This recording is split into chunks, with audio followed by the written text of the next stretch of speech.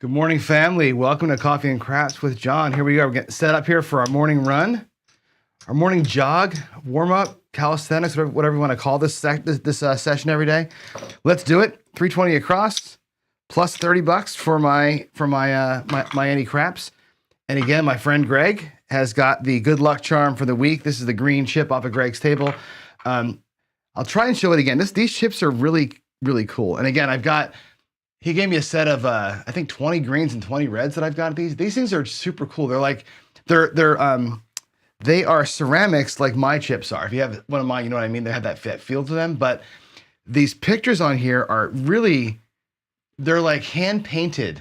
And I can't describe how cool these things are. They're like very subtle, but they're cool. They're just different than any chip I've ever seen before. And I think, I don't know, I may pull those out and play with them more often because they're just kind of neat looking chips. Anyway, let's see if we can get some better luck. Greg, of course, brought me the 7 yesterday, like right away. And we had a fight. We had to take a marker. We had to pull a Vince and take a marker to get through this section. So let's see today if we can get a little bit better or happier of a rollout here to get our show kicked off this morning. So let me get the roll tracker set up and move it over to the table. And let's go. And actually, when we get back from this, I'm going to review, maybe today we'll review where our random shooter ended up. So here we go. Let's come out with a 9 here, 639 to get started. That was our first point. Now we're looking for our 3 hits, right? I always say 3 hits and I'm in profit. Let's get 3 and see what we can do. There's a 639 to start. Come on, Greg, do me right. Oh my God, Greg, look what you did. Look what you did. Again, a 437 or 527. Greg, you're killing me here. You're killing me. All right, well, we're gonna have to do it again. I got to go with a marker again. We're going to take a 350 marker out of the casino, call this a mulligan, right? Wow. Here we go, Greg. For you. 0.7 out. Can you believe that? Of course you can. Of course you can. From Florida, he's affecting my game over here. 325. 325. Let's go. Come on. I got to make a fortune like yesterday, right? There's a hard 8. It's a 4-4 hard 8. And again, I would have had my craps check out, which loses. That's going to pay $70, the 8 right there. We're going to put $10 of that back into the craps. Okay. I'm going to pull the 4 and 10 down to a quarter and bring 120 back to the rack. That's 1 hit. Under normal, oh boy, Greg, I'm sorry. Can't do it. I can't take a second marker out. We're just going to have to go PSO twice today. Good gravy. Good gravy. We got one hit wonder that time. Terrible, man. Terrible. But thanks for playing. Here's a copy of the home game, I guess is what you say. Boy, that's a true blue bummer. Let's clear the table. We're going to actually use this same 320 here in a little bit when we talk about pressing. So I'm going to clear the table here, but I'm going to put these chips in my rack for later on so we can talk more pressing. I may have to change good luck charms tomorrow. I don't know if this is going to work out. Greg's been responsible, and I'm holding him personally responsible for literally 3 PSOs out of 4 shooters. Yesterday once, today twice. My goodness gracious, Greg. But I do love the chip. The chip is super cool. Maybe tomorrow what I'll do is I'll pull the red chips out. Maybe the answer is to get the red ones instead. Maybe the greens are just the bad luck. So I'll pull a red chip out tomorrow and we'll work through that if we can. Anyway, good morning, everybody.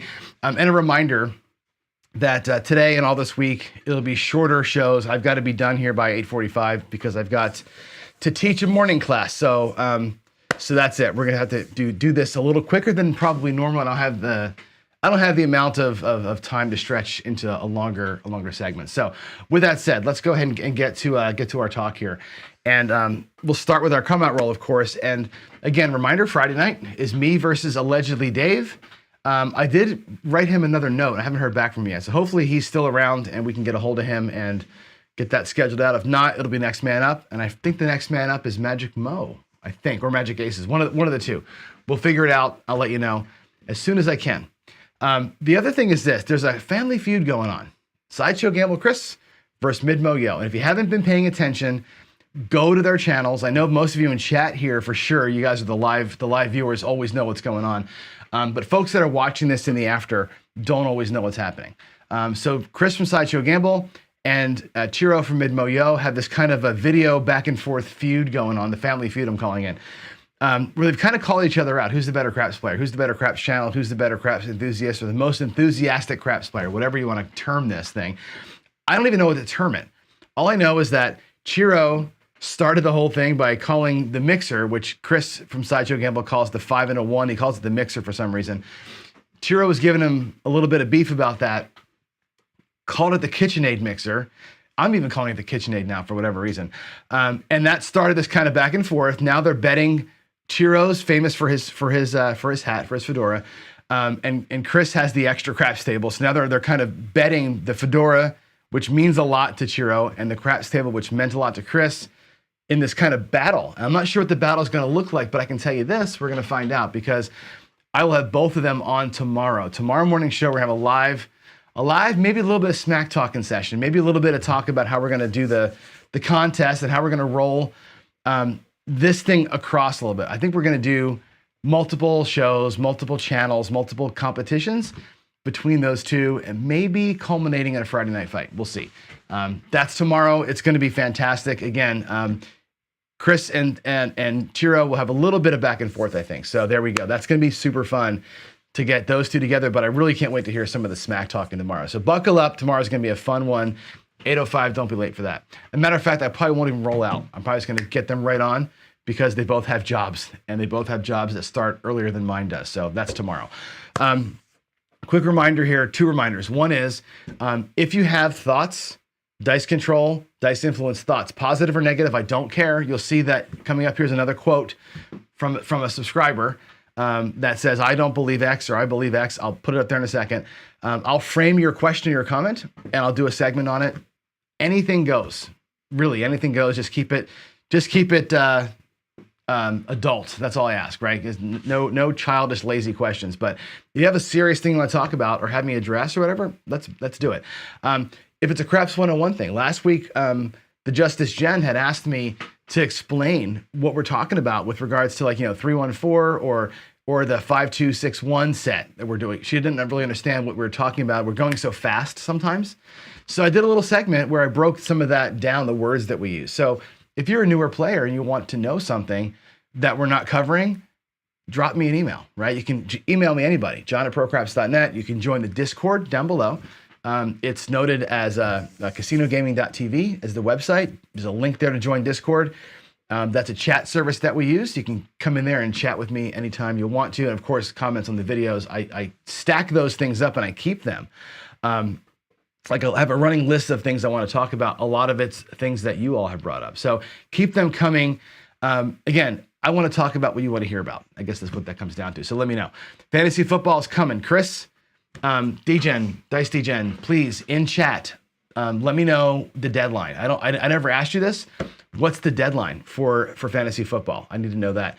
And I'm also kind of halfway looking at chat. I laid it out. I put up $1,000 that my son could outdrive DGen last week. My son, by the way, he won't beat you in golf. I know you're a pro. He won't beat you. He'll outdrive you, but he will not beat you. He's working. He can hit his driver like 400 yards, but he can't hit an iron 10 feet. So he's working through lessons and stuff to do that. He's a college baseball player. He's a big, strong kid. He just hits the ball a country mile. But yeah, it's going to be super fun. I can't wait to get out there. And like I said, when we get out to Vegas for whenever the Craps for the Cure is going to be, I think it's going to be November. Let's play. Let's 100% go out there and play. I told you, I think I told you about this course called the Royal Links. We're going to talk golf for a minute here. A course called the Royal Links out there is a course in Vegas where every hole is a perfect replica of a British Open famous hole. So like the hole where I forget who it was, got stuck in the bunker and took 6 shots to get out of it. The hole where the other guy melted down. All those holes are there. You can play the whole British Open in Vegas. It's fantastic. It's super expensive, but you get a caddy. It's the whole thing. So I'm looking forward to that. So we'll play there for sure. We'll do some top golf. Vegas will be a fun trip. So let's go. So Dice DJ is saying he'll put in Discord. Hopefully next week we're gonna have to get fantasy football signups by next week. So if you're into fantasy football, get in there. If you're not into it or have never played it, it's easy. I didn't play it myself until a few years ago with my baseball team. They were 13 at the time. They taught me how to do it. I have never had as much fun playing or watching football on Sundays, if you're a fan, than since I've been playing fantasy football. It's changed the way I enjoy the game. So definitely do it. Definitely do it. Greg's got a great comment here. I'll add this to my list. PC, I think the problem with DI is that controllers are their own worst enemies. Great quote, great comment. I can talk for 20 minutes about that. So that's exactly what I'm looking for, folks. Follow Greg's lead. Give me something to talk about. And with that said, let's bridge into it. So today's Daily Dose of DI is going to be a talk from a comment that was made on Crap Chat a few weeks back, where Ed Robinson, in response to, I'm not sure if it was Greg or somebody else in chat, they were asking about dice sets. And Ed made the comment, dice set questions are stupid. We shouldn't even entertain them. Which is that's kind of a rough statement to make there.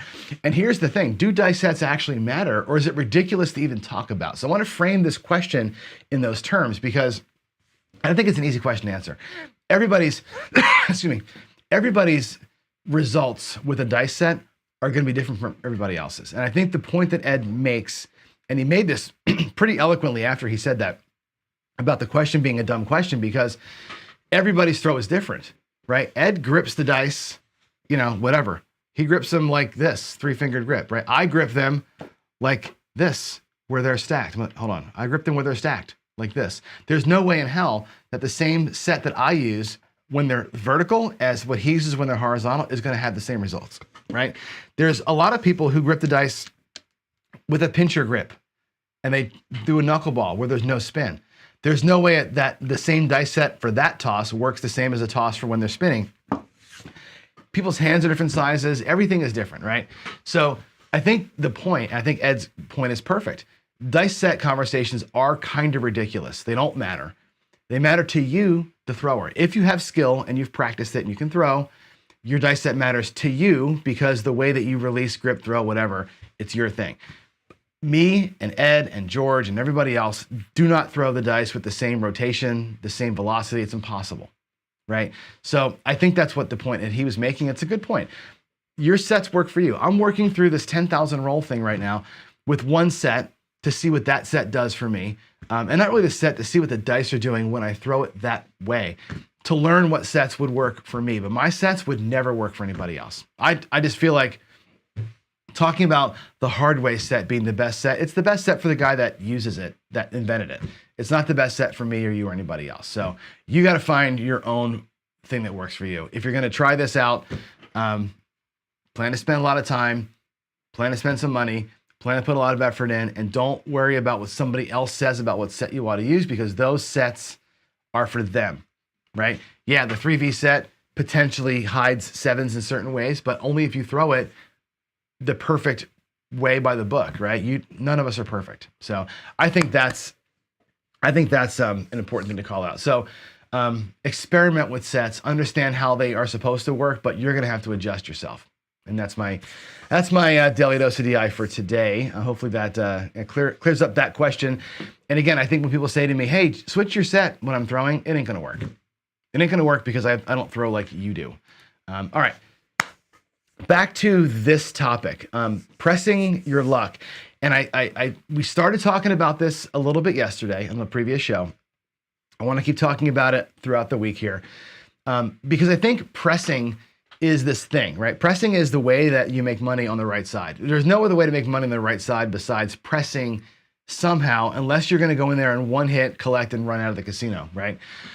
So let's look at this. And how do you craft a strategy where pressing is the centerpiece of it?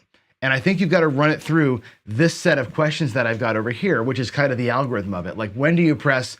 What do you press? How much do you press? And when do you stop pressing? When do you collect your money? Those 4 questions combined make up every crap strategy. That's not a pass line with odds, don't pass with odds, or some random other kind of thing that we would do. Most things that we do are variations of this on the right side, which is, what do you press? When do you press? How long do you press? How much do you press? That's the algorithm you run it through. So when do you press? Starting out, I've been pressing, right now what I've been doing is a regression system in the mornings, but my other strategies are pressing out of the gate, okay? Do you regress and then press? Get to safety and then press? That's your when. What are your triggers to press? If you do like the Velveteen Rabbit, or if you do like my version of that, the Jackalope, I press based on a trigger. When something else happens, then I take one hit and press. And I press on a schedule like that. Today we're gonna focus on what do you press? Do you press one number, all the numbers, some of the numbers, whatever? That's where I wanna jump into today is what do we press? And then later in the week, we'll talk about how much do you press and when do you get out? So today's focus will be, this video's focus will be, what do you press? And to that end, let's look at some of the things you can press. Obviously, you can press one number. I think that the aggressive presser, right, the guy going for table max, will only ever press the one number. So if the 4 comes, press the 4. The 4 comes again, press the 4 again. You stay on what's hot, basically, right? You're kind of following or pressing to the trend, which is an aggressive way to get one number really high. Another common way to press, you'll see here, is the sisters. The sister pressing is also pretty popular. The 6 and the 8 are considered sister numbers. The 5 and 9 are considered sister numbers. And the 4 and 10 are considered sister numbers for no other reason than their probabilities are the same, right? There's 5 ways each to roll a 6 or an 8. They're considered sisters because they have the same chance of throwing, of rolling, or showing up. The same with the 5 and 9, 4 chances there, and the 4 and 10, 3 chances there. So a lot of folks, and I do this, and I'll show you today a sister pressing strategy that I think works pretty well when we work with those numbers. Also, groups. Vince is a big fan of pressing uptown or downtown, right? 6, 8, 9, or I'm sorry, 8, 9, 10, or 4, 5, 6. Pressing the 3 numbers as a group. You can press the even numbers or just the outsides or just the insides. Group numbers however you want to. The problem with grouping numbers is that there's no causality. There's no reason to press the 9 when the 5 rolled or the 6 rolled. It makes no sense from a trending standpoint. Wait, what's the cause? What's the impetus to press a number that you haven't seen roll yet? Seems kind of odd. Although there is a pro to that, right? By spreading out your wins across multiple numbers, should those numbers hit, they're already going to be at a slightly higher level. So you're increasing your wins across the board. But again, the likelihood of those numbers hitting, whatever, you're just trying to spread out the love a little bit. So there's pros and cons to it. And I can see, personally, I've done it both ways. I've done some aggressive single number pressing and I've done some aggressive across pressing. In fact, the strategy that we made called the permanent press a while back, where we were pressing inside forever, that Vince kind of ran with, that way of playing presses numbers that haven't hit yet, but presses them also high that when they do hit the first time, they're already pressed up with casino money. So that's a look at, again, ways to build a pressing system for yourself. Today, we're going to look at the numbers that you press and how that can work. And let's go ahead and take a look at some examples here on the table. All right, let me go back to the table view and we'll, I gotta get the roll tracker set back up again and move over. And let's roll some dice here and we'll talk about some of the different methodologies here and how we can make them work. I think it comes down to your ability to do some lower level math to make sure that we're kind of able to get the press numbers right. I think when you do this, you got to know a couple things, which is primarily what are the levels? What's it going to look like? Let me set up this is not a small amount, but it's an average amount, right? 160 across, which at a $25 table, if you're going to go across, this is your minimum bet. If you're at a $10 table, this is double the minimum, which is a good place to be. Okay, I recommend if you can afford it on your bankroll, if you're going to bet the box, bet twice the minimum if you can afford it. That's a good level to be at because it gives you flexibility. Okay. For example, taking pressing out of it, if the 9 happens to hit for 35 bucks and I take the 9 down and regress it to table minimum, which is 10, right? I've locked in, I brought back my initial bet plus a good profit. And now I'm free to press that bet as far as I want. That's a risk-free $10. This is $10 of money that I've won. You might call it house money, but it's yours. It's just that it's a profit play. I like being above minimum so I can make moves like that.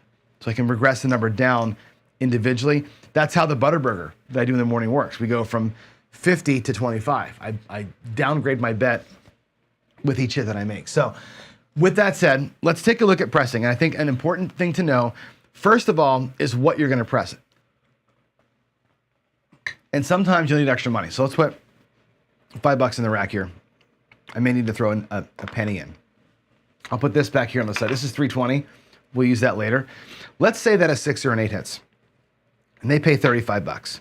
At the $30 level, they pay 35. Now you can press one number, and the way that the 6 and the 8 work, because there's this cap, this extra bit on top to make the bet right, know this when you're making your press move and you're talking to your dealer, what's gonna happen, okay?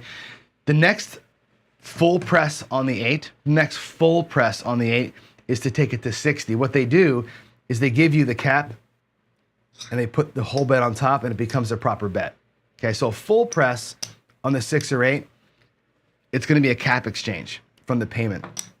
On the 5 and 9, they also pay 35 bucks, and a lot of times you'll just take the 10 and make it look like an even number, $50 bet, instead of going like I do all the way up. So you wanna know two things. One is, what do these bets pay? And what's your next level gonna be? We're not gonna talk about what the level's gonna be today. That's tomorrow's conversation. What they pay and how much you're gonna go. But know that you should know what these bets pay so that you know what you're gonna do next. Now, why I use 35 bucks is important. Okay, given 35 bucks, I'm actually gonna pay it out like this. We'll put out the nickels. There's 35 bucks. We might even use pennies here in a second. Matter of fact, let's give 5 bucks in pennies. So we have I wanna give you all the options, right? There's 25, 30, $5, which is the 5, 6, 8, and 9. That's what they pay, 35 bucks. When you decide, what am I gonna press? Okay, option 1, like we just showed, press the number that came, right? You can press this number by any amount you want. Doesn't matter what the amount is, right? The second option, as I said, is press the sister number. The 6 and the 8 are sisters. It's pretty easy to put 18 bucks. There's 18, I have to drop a buck and press them both by the same amount. That way, if the next one, if either of them hit the second time, they're both pressed up by about half of what they could have been. That way you increase the value of these bets. That's a way to go. Press the sisters. If it's the 5 or the 9, let's get these back to normal again. If it's the 5 or the 9, they also pay 35 bucks. Easy to put them both up by 15. Lock up your 5. Okay, I paid it in nickel or whites just to make the 6 and 8 easier, but you can even them up. The same thing with the 4 and 10. If they hit, they're a little different because they pay for a buck, they would pay 2 to 1 for dollar vig here. In that case, press them both by the same amount. So when you do a sister press, again, you have to know what's coming to you. Know what your payment amounts are so that you can jack the sister number up by the right amount. It's really important to know what's coming to you on these bets, okay? And again, I like the 160 because the $35 gives you some options to do, okay?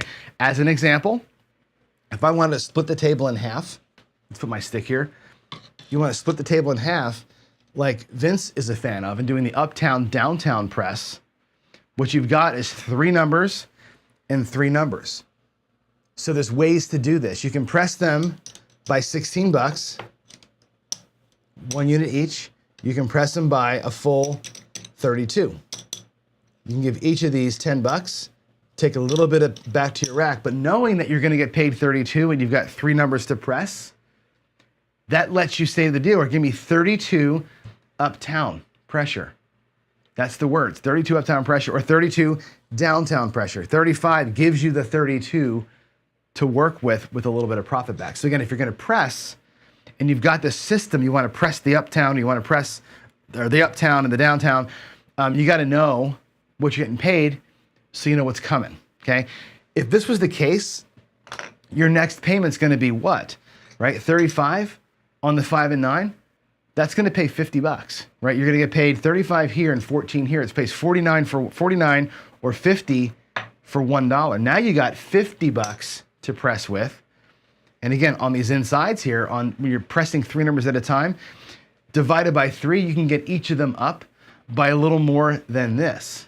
You can go to $48 uptown, $48 downtown, and still get $2 change, but now you're pressing them 3 units each. Follow me? So know what your payments are. If you're gonna go uptown, downtown, divide your win by 3 and press in that grouping. Does that make sense? Okay, there's again 35 bucks there. Let's replace all this. There's your 35 bucks. Now, if you're not going to go uptown, downtown, and you're not going to go sister, you might go even. Even numbers are a popular way, right? Where you're going to press up only the 10, the 8, the 6, and the 4, maybe by that much each, 1 unit each. That's going to be 22 even number pressure. You're going to bring back 12 bucks. You can even go a little higher here if you want to, right? And that's 10, 20, 30, 4 even pressure. Your choice. But again, know what you're getting paid ahead of time. One thing I like to do actually in my rack is when I've got this kind of, if I know that I'm going to go with even number pressure, what I'll often do in my rack is set that up ahead of time. Like I'll of course you got more money in your rack than this. And I'll actually set it up with, 30, 32 bucks and have it sitting here. And that way I know when I'm looking at what I'm going to say, I might even take my payment. And I've done this before, and sometimes dealers like it, sometimes they don't. But let's say that the 9 pays 35 bucks.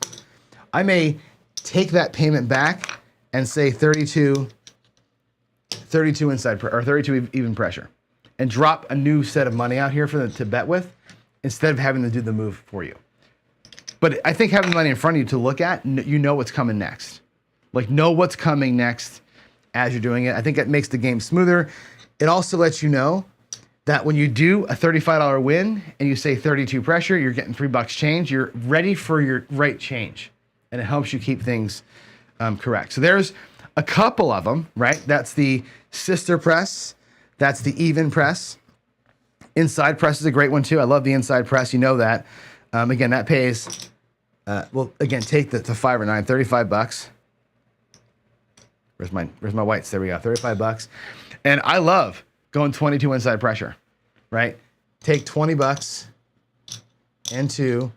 You can take this back to your rack, which is $13, and press the insides by unit. What this does for you is it starts growing these bets. So now we're at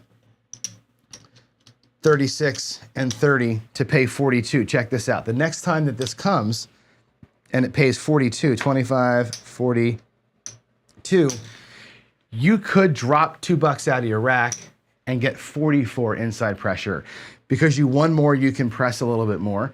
You can stay at 22 and bring more money back, but each time these numbers start to hit, because you press all of them, you get more money back. That's the idea here. So you're gonna press numbers that aren't yet hitting, so that if they happen to come, you get more money. And that's, again, it's just a quick look at like the different things you can press. Remember, we talked about when do you press? When do you start pressing? Right away or after a regression? Today, what do you press? And again, there's the patterns you're gonna typically see people pressing on will be these. It'll be the sisters, it'll be the inside, it might be the outsides where you're pressing just the 4, 5, 9, and 10. It might be just the 4 and 10. It might be these 3. It might be those 3. It might be the insides. You have groups of things you want to press. And again, if you're a dice setter and you have a dice set that actually does target the outside numbers or that does target the even numbers, that might dictate which of the numbers you're choosing. And again, I think once I throw 10,000 rolls and know what my proclivities are here, that's when I make my decisions, right? At this point, what we do a lot is press them all. Take them all, press them all, because you don't know what's coming. In a random world, you don't know what's coming. So your best bet is to cover everything and hope to God something happens. If you're covering everything, I would recommend you're out of here quick. That's just a little helpful tip there for me, because if you don't know what's coming, you know what is coming, which is that nasty 7. So let's play it out. Let's roll this out. And I'm gonna do the let's do the sister press. I like the sister press system. I like it better from 320 than from 160, but let's do it at 160 and I'll show you how this works. If we can get some rolls. Let's see if we can't get some rolls, all right? I've taken Greg's chip away. Let's get somebody else's chip out here. Who do I have here? I just pulled a random chip. That's actually a demo chip. I'm gonna pull this black one. I'm not sure who this is. This is actually Dice Dr. Dan. He's helped us out before. Dice Dr. Dan's chip is gonna be there on the 12. That pays triple. Let's go. Let's get a couple of numbers here. Let's make a little bit of money before we start. My work day, 5, 3, 8. I'm on black color up dice today, by the way. So 538, that's gonna be our first new point of this series. Let me see what time it is so I know I can stop on time. We have 9 minutes to go. All right, let's go. Anything but you know what. There's a 415. I'm gonna do sister pressing 415. So again, that's gonna pay 35 bucks. I'm gonna pay it in reds, okay? There's 35 bucks. 35 bucks. I'm gonna ask to press the 5 and 9 to 40 bucks each. Make them both look like 40. Is your word to the dealer. You're gonna get back a nickel. Put the nickel over here with my whites. The front half of the rack is this shooter. This here is 320 for later, if we have time later. All right, there. Actually, let me get that out of the way. Let me just take it out so it's not distracting. So we've pressed these sisters. Now what I'm gonna do here, my when to pull and come down after the second hit. So I'm gonna press the sisters up once on either of them being hit. I'm gonna take them both down, in this case to 10 bucks, table minimum, after the second hit on either of them. You'll see if I can get it, you'll see what I mean here. Let's try and, let's get one of them to work. There it is, 415. This is a good example, 415. So we hit it again. And again, 40 bucks over here. That pays 35. That pays 21, right? Let's get the payment out. It's gonna be 56 bucks. All right, so what we do here, we take our payment, make them both look like $10. So we regress on the second hit. So you press both the sisters, regress both the sisters. They work as a team, basically. And coming back to the rack is 75. I'm sorry, it's gonna be, I have too many. No, I'm right. Sorry, it's 116 bucks coming back off that little press. We out for 160 by having the sisters get both pressed and both come down, right? Look what we have here, 116 coming back. I may have mispaid that. I think I mispaid it by $5, but we're within tolerance for the example here. That's cool, right? Right? A double tap on a split double tap, basically. Keep rolling here, and let's get another one of those to do the same thing if we can. If not, now we're gonna press the sisters to the ceiling. That's my plan. We're gonna press them up to color. Well, we don't get a chance. 4, 3, 7. We're out of that. But that's the idea. Let's do it again. We'll take these down. I'm gonna reset it at 160 again. And we'll just do the same thing a second time. All right. I've got $5 in whites to cover any VIGs if I need to. And let's go ahead and do that again. All right, here we go. There's a yo. That doesn't matter.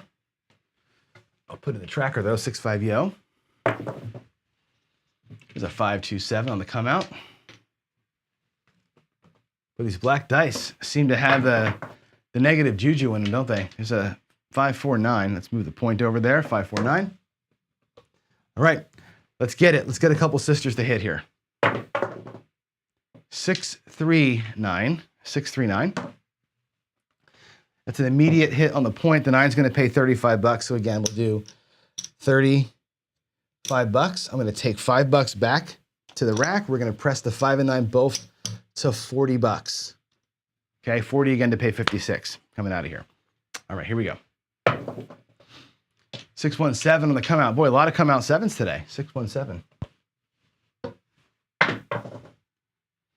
Another one, 527, the repeater. That rolled, that's a 5-2. Wow. Look at all the sevens. Look at all the sevens up there. Good gravy. There's the midnight. Waylon, start singing for me. 6-6. Midnight. 5-3-8. We finally got a point out of that. Boy, oh boy. 5-3-8. There's your point. We have, again, the 5 and 9 are pressed up. Here we go. Oh my goodness gracious. It's that day. Today is that day. 4-3-7. Boy, oh boy, oh boy. 4-3-7. So I'm trying to show you how to press, and of course I can't hit a number. I'm gonna take those presses down. We're gonna reset the board to 160 and give it one more shot here. Let's see if I can't roll a number besides big red. Matter of fact, we're gonna change it out. We're gonna go to the Circa red dice. Let's knock those black dice out for a minute. 538 on the circuit dice. 538 on the reds. Can these dice give me some money? Come on, baby. Let's do it. 639. That's great. We got a 6 and a 3. There's a 9. And again, it pays 35 bucks. So 10, 30, 5. Okay, the dealer will pay it to you down here. Make the 5 and 9 both look like 40. Bam, bam, $5 change. It's already in the rack from last time. Come on. 638, cool. 6 and a 3 is an 8. That also, I'm sorry, 6-2 rather, 629, 628, good gravy.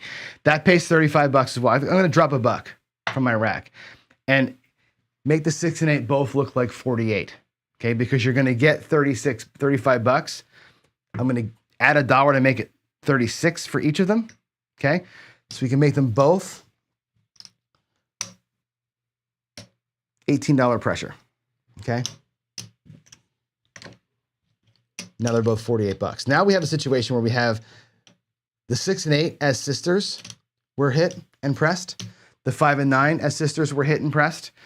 Either one of those hits and we're down on those two sisters back to square, okay? Let's get a new point. That was our point being hit. Let's go. There's an 8. Back on the 8 again. That's a 5 and a 3. Thank you, Circuit Dice, for saving us a little bit here. Ooh, hard 4. Check that out. 4-4 or 2-2. Hard 4 for a buck in VIG. That pays 50 down there. We're going to press the sisters. Now, everything on the table has been pressed up. All the sisters have been pressed. The next one that hits brings it and its sister down to earth. Here we go. 4-4, hard 8, the square pair. Okay, we'll take this off. Okay, we have 48 on there. That's going to pay 56. Okay, and we bring both the 6 and 8 down the table minimum. So make them look like 12. Make them look like 12. There they are, looking like 12 bucks.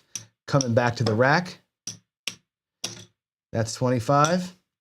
That's 125, 128. Coming back to the rack. Let's go ahead and color it up, actually.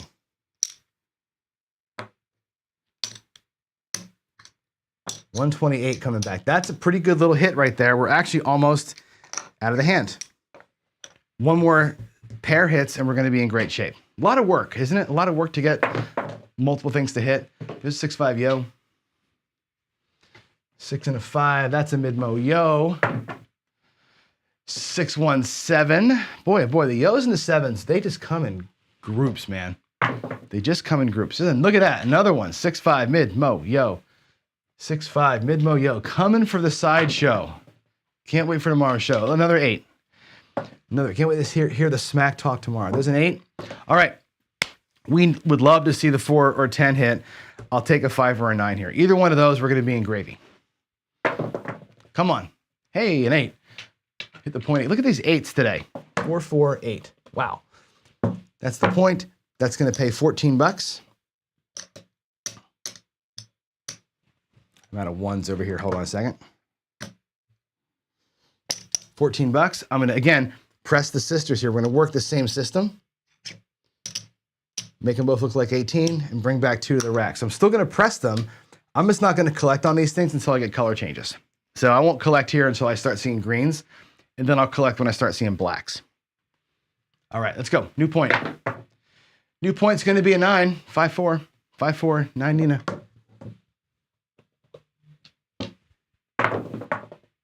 And there's the 7. We don't get it. We don't get it. Today is not our day. 5-2-7. We couldn't get even. We got 125. We were out there for 160. We couldn't get that another hit. Boy, what a bummer. And that was a long time. We set that first point of 9 way back there. It's been like 9 rolls, right? 9 rolls to get what effectively is going to be 4 hits. You need sisters to hit and get reduced. Another sister to get hit and reduced. You need 4 hits of the right numbers to make it work. We didn't get it in 3 shooters. So it would be nice if this would have worked out, but it didn't. But I do want to show you kind of, again, the pattern of it is the pattern. So press them, regress them, and then start pressing again. It just didn't work out with the dice rolls today, but I'd love to keep rolling this out more, and I probably will. But it's 8:45, and I do have a hard stop at this time, so I can do the teaching thing for my day job. So I got to go.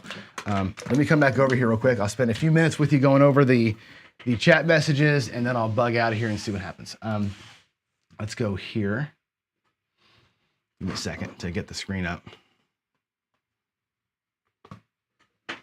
All right. Let's see. Let me go search for anything with the PC in front of it, so we can see. Yeah. Okay, Greg, this is great. Pressing is double jeopardy for your money. I agree. Most of the time, though, it is profit play. I prefer to press harder when I've got my my bets covered. But again, man, it's hard to get your bets covered.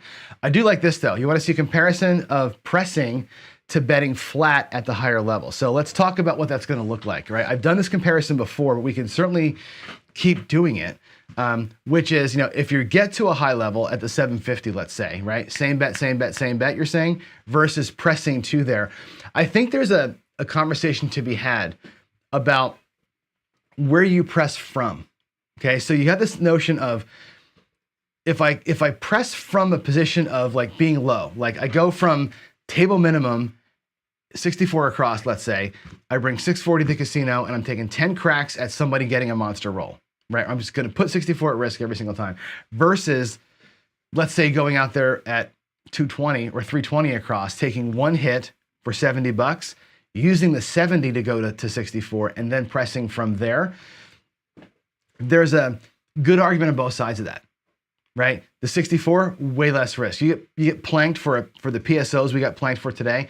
That 64 is not the end of the world. Where if I was headed the 320 out there for those hits, it's a crusher. However, with 320, it's a one roll risk. You're going to get one hit and come down to that level and press from there. And then we can talk about what it looks like the same bet. I will do a whole comparison, Greg. I think it's a good idea to put bets out there and do single press, half press, full press, same bet over the course of like, let's say 4 hits on a number. You'll be surprised at how well the same bet and the single unit press person does versus everybody else on 4 hits. And 4 hits of a number is kind of a miracle. So I will absolutely do that. I might even do that next week. I'm not sure. This week I got plans for the other shows, but maybe next week we'll do that. That's a really good idea. I like that. I like that idea a whole lot. Let's do questions. No other questions. Cool. All right, so I got to go. It's 8:48. I got 10 minutes before class starts. Again, sorry for the short shows this week. I feel like I get on a roll sometimes and I want to keep on going for another 20 minutes and let this thing kind of play itself out. I don't think that 3 point cycles is enough to really show a strategy like this or how to play like this.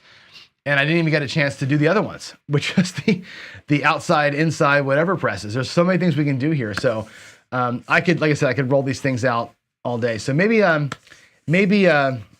next week when I'm not having the 9 o'clock hard stop, we'll do some more of that stuff. I think we can do this for a while, and there's a lot of great questions out there. So with that said, thanks for your support. Thanks for being here. We had a pretty good group this morning, 30-something people here for most of the day. That's great. Yeah, enjoy your Tuesday. I'll see you again tonight for my next 100 throws towards the first 10,000. So with that said, thanks for watching. Love you all. God bless, and I'll see you in the next ones. Bye.